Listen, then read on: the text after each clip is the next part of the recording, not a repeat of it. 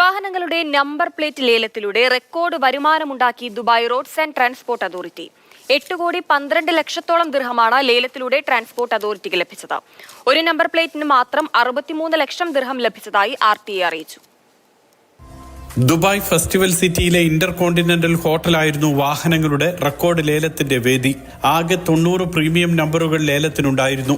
BB 55 എന്ന നമ്പറിനാണ് ഏറ്റവും ഉയർന്ന തുക ലഭിച്ചത്, 63 ലക്ഷം ദിർഹം. ഏതാണ്ട് 13,64,53,000 ഇന്ത്യൻ രൂപയാണ് ഇത്. AA 21 61 ലക്ഷം ദിർഹവും BB 100 50 ലക്ഷം ദിർഹവും ലഭിച്ചു. BB 1111 എന്ന നമ്പറിന് 42 ലക്ഷം ദിർഹമാണ് ലഭിച്ചത്. AA BB KOT തുടങ്ങി വിവിധ സീരീസിലുള്ള നമ്പറുകളാണ് ലേലത്തിന് ഉണ്ടായിരുന്നത്. സ്വദേശികളും വിദേശികളും ലേലത്തിൽ സജീവമായി പങ്കാളികളായി. ആകെ 81.178 ദശലക്ഷം ദിർഹം ഇതിലൂടെ RTAക്ക് ലഭിച്ചു. ഏതാണ്ട് 188,71,16,000 ഇന്ത്യൻ രൂപയാണ് ലഭിച്ചത്. റെക്കോർഡ് വരുമാനത്തിന്റെ സന്തോഷത്തിലാണ് ദുബായ് RTA.